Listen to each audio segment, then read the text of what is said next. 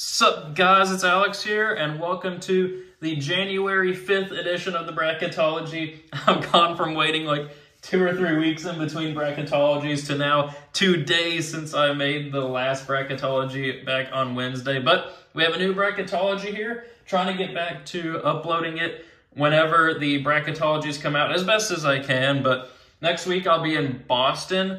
I'm going to be going to the Celtics-Timberwolves game, 7 rows from the court. Won't be recording that, but I think I will miss the Tuesday/Wednesday Bracketology upload, but we'll be back on Friday for that, so I'm super excited for that. But before we get into the Bracketology, I wanted to give a shout-out to one of the subscribers, Logan Keating. If you want to shout out in the next video, make sure that you have those post notifications turned on. Make sure you hit that subscribe button, like the video, and comment down below Noti Gang for a shout out in the next video. But here, before we get into the the bracket watch, we have some big games going on this weekend. We have Kentucky going on their road to Florida. Big SEC battle there. Kentucky's 11-2. Florida's, maybe 10-2. Florida's 10-3. Should be a pretty good game. We have North Carolina, I believe, traveling to Clemson. That should be a really good game, too. Clemson, I think, has lost 2 out of 3, but they're still looking like a fantastic team, and North Carolina has been great as of late. And then, of course, we have Illinois at Purdue, probably the game of the weekend. I don't know what's going to happen with all the Terrence Shannon situation going on there. Not going to say too much about it, but I'm assuming that he's probably not going to be playing for the foreseeable future. But that should still be a very good game, a test for Purdue now that we're getting conference play going. And taking a look here at the bracket watch, top overall seed, obviously Purdue. Best resume in the nation right now. Probably, odds-on favorite to be back-to-back player of the year in Zach Edey. That team is looking good.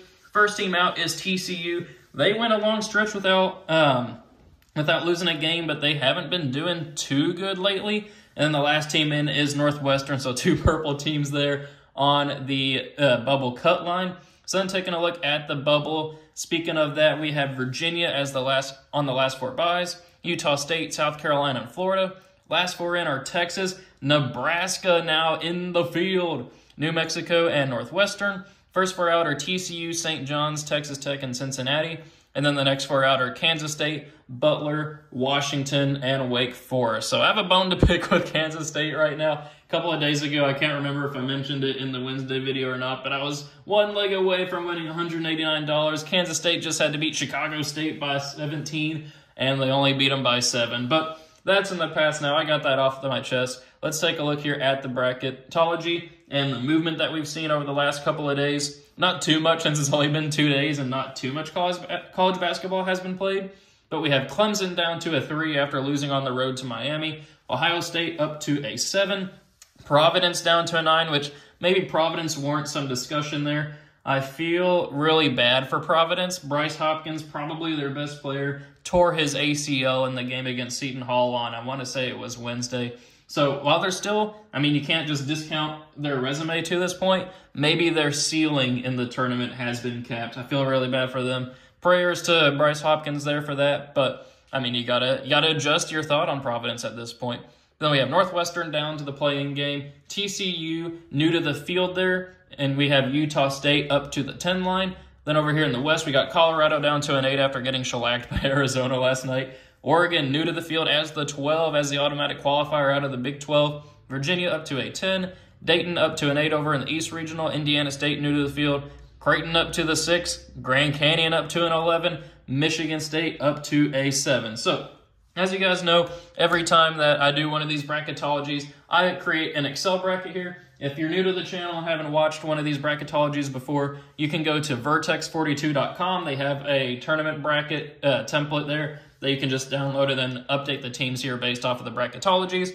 I can't create one myself, or I can create one myself, but I can't post it out for you guys to easily access that way. It's just the way you can't put documents in the YouTube descriptions or anything like that. It's also not very visually appealing. I do recognize that. But if you guys can find anything, I used to do a thing called Brackify, probably, it's been like 3 years ago, something like that at this point, where it was nice and visually appealing, had some logos in there and stuff, but that site got shut down. So now we're here in an Excel file, so that's kind of what we're working with. But Without any further ado, let's go ahead and get into our predictions. As always with these bracketologies, I'll go region by region, while once the actual tournament video comes out, I'll go round by round just to make it easier for right now. But up first, Purdue will beat the winner of Mexico State and Merrimack. They're not going to fall again like they have in the first couple of rounds to double-digit seeds, right? With North Texas, with St. Peter's, with Fairleigh Dickinson last year. I'm going to go with Purdue there. But then we'll have Ole Miss beating Iowa State, Baylor beating Princeton there in a 5-12, Memphis beating Weber State. Then I'm going to go with an upset pick here. I'm going to go with Nebraska beating Texas, and then Nebraska beating Alabama. I feel like that one's kind of a 50-50 match if it's Alabama and Nebraska, but why not have some fun here? Why not go with an upset pick? I got Nebraska winning there. So then we have Clemson here, moving on past Akron. Ooh, Ohio State, I feel like they're not supposed to be playing Northwestern there. Is that true? Are they actually playing Northwestern? They are not. That's supposed to be Mississippi State. I was like, I don't think that's right. Let me update that real quick. There we go. Ohio State versus Mississippi State. We got Ohio State winning that matchup there. And then Marquette beating the Fighting Toothpaste of Colgate. So Purdue and Ole Miss, you got Purdue moving on to the Sweet 16 in that matchup there. Ole Miss, I believe is still undefeated at this point, but they haven't really played anybody or have quality wins, which is why they're an 8 seed when they're 13-0 or whatever they are. But then we're going to go with Memphis here beating Baylor, though Memphis did struggle to beat, oh gosh, who did they play last night? I can't remember who they played off the top of my head. I want to say maybe like Tulsa or somebody like that, but they struggled to beat them when it was like a 9-point spread. Then we're going to go with Clemson here, moving on past Nebraska, and then Marquette beating Ohio State. So we do have some chalk here in this region, but fear not, we will have some upsets in the rest of the tournament. Purdue versus Memphis, you do have to go with Purdue winning that matchup there. Clemson and Marquette, that would be a fun matchup to watch, but I am going to go with Marquette. But then for a spot in the Final Four, I don't know how you can pick the size of Purdue in that matchup, or how you can pick against the size of Purdue in that matchup there with Marquette. It's all going to come down to if Marquette can hit their shots in that game. If they do, they might win. If not, Purdue's going to rout them. So we'll move over here to the top right regional. Houston will move on past the winner of Southern and Stetson. Then we're going to go with Nevada beating Providence.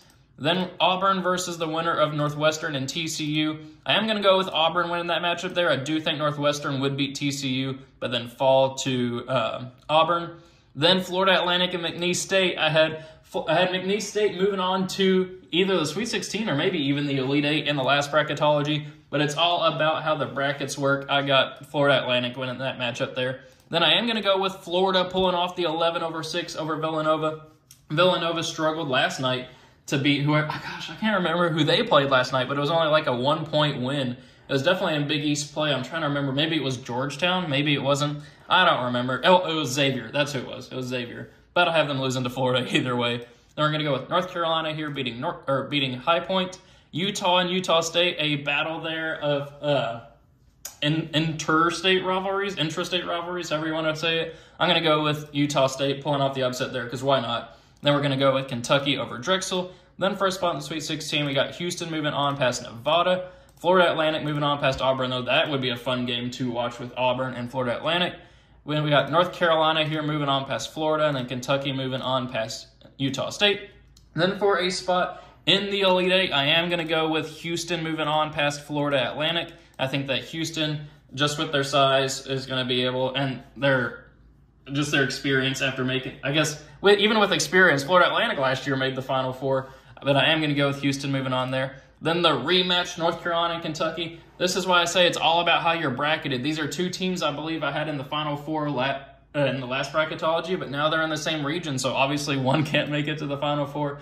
I am going to go with Kentucky there, winning round 2 of that matchup, and then moving on past Houston to make the Final Four. So we have Purdue as a 1 seed, Kentucky as a 2 seed. Now let's move on down here to the bottom right regional. We got Kansas moving on past South Dakota State, Gonzaga moving on in a 9-8 over Colorado. Then we're going to go with Oregon pulling off a 12-5 upset over Colorado State, and then we're going to go with Duke beating UC Irvine. San Diego State will move on here past South Carolina. Illinois will beat Fort Wayne. Then we're going to go with Virginia. I know that Virginia has not looked very good this season, but I think that's going to be a battle where it's like 55-50 or something like that, and it's going to be like a classic Virginia win. And then Arizona is going to beat Norfolk State. Then for a spot in the Sweet 16, we got Kansas moving on past Gonzaga. Crazy to see that matchup happening in the second round of the NCAA tournament. But I'm going to go with Oregon pulling off the upset over Duke. Duke's been looking a lot better lately, but Oregon, I feel like, is one of those teams, kind of like they did in the Dylan Brooks season. I can't remember who else was on that team whenever they made that crazy run to the Final Four, which I did predict that year.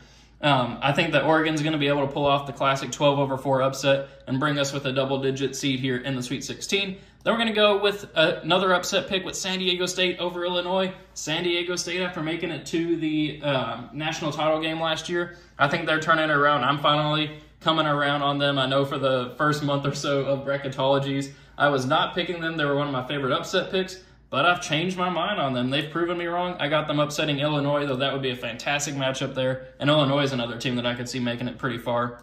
Then Arizona's going to handle Virginia. Then for a spot in the Elite Eight, we got Kansas moving on past Oregon. San Diego State versus Arizona. I think that would be a fantastic matchup to see. But I have San Diego State making it to the Elite Eight, rhyming accidentally as a 6 seed there. So we have 1 seed Kansas versus 6 seed San Diego State for a spot in the Final Four. I am going to go with Kansas winning that matchup there. So one region to go here. UConn versus Marist. Obviously, we got UConn winning that matchup there. And we're going to have 9 seed Miami beating Dayton. Miami was ranked number 8 in the nation at one point before they went on a decent little losing streak, but it looks like they're back on track after beating Clemson. Then we're going to go with Oklahoma here, moving on past Indiana State. Wisconsin beating Samford. Then we're going to go with Creighton moving on past Grand Canyon. If you guys have been watching my videos lately, you know that Grand Canyon is one of my favorite kind of sleeper teams, but I just don't like that matchup there with Creighton. I feel like Creighton can keep up with them. From a pace standpoint, Grand Canyon loves to go fast.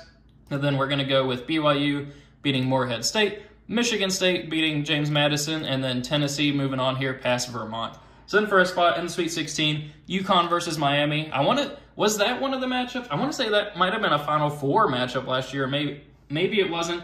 I feel like it was. I don't know. I can't remember off the top of my head. I know Miami at least made it to the Elite Eight last year. I got UConn winning that matchup, though. I think UConn's just better than Miami this year. Then we're going to go with Wisconsin making the Sweet 16. I've seen the comments. I know that you guys are saying that I hate Wisconsin. I don't hate Wisconsin. I just don't really believe in them, if that makes sense. But they have a favorable kind of pod here to make it out and into the Sweet 16 with Samford and then Oklahoma, another team that I just don't really believe in so far this year, though they could prove me wrong like San Diego State's been doing. But I do have Wisconsin here making the Sweet 16, giving them some credit there. Creighton, I got beating BYU in a 6-over-3. And then I'm going to go with an upset pick here. 7 seed Michigan State over 2 seed Tennessee. Tennessee's a team, I think, maybe in the last Bracketology, I maybe had them go into the Final Four, Elite Eight, something like that. They're a team I believe a lot in, but I think Michigan State has finally turned that around. They walloped Penn State last night, even though Penn State obviously isn't close to being in the tournament.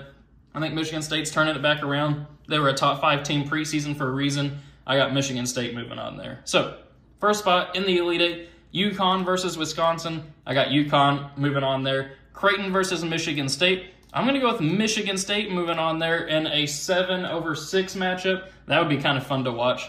But then UConn versus Michigan State here for a spot in the Final Four. You know what? Let's do it. Let's have Michigan State move on to the Final Four after being on the bubble just a couple of weeks ago. Now moving on to the Final Four. I think Tom Izzo's finally turning that program around. Maybe I'm believing in him too much. Maybe it's just a name at this point. But I'm going to go with Michigan State advancing on to the Final Four here. So we have 2 1 seeds, a 2 seed, and a 7 seed here in the Final Four. I feel like that's kind of a good mix for what Final Fours normally are. Purdue versus Michigan State, Big Ten battle here in the national semifinal. You do have to go with Purdue winning that matchup there, though. Kentucky versus Kansas, rematch of the Champions Classic this year. As much as I want to pick Kentucky to move on there, I think you still got to go with Kansas moving on past Kentucky, which sets up Purdue versus Kansas in the national championship game.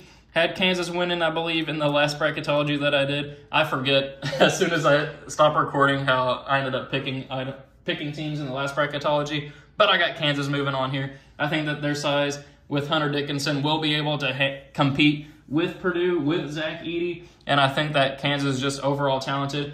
They're winning the coaching battle, 2 legendary coaches in college basketball with Matt Painter and Bill Self, but I just think Kansas is a little too talented there, and they'll win their 2nd title in 3 years, I believe, which is actually pretty crazy. So, thank you guys for watching. Really hope you enjoyed it. Be sure to leave your thoughts about my predictions in the comments below, and I'm always make sure you leave your thoughts and predictions for the bracket based off of this bracketology in the comment section below. Always like reading through those, seeing how people think, and seeing some of the debates that go on, especially with teams like Illinois and Wisconsin as of late in the comment section. Love seeing what happens with those. But thank you guys for watching. Hope you enjoyed it, and I will see you all later.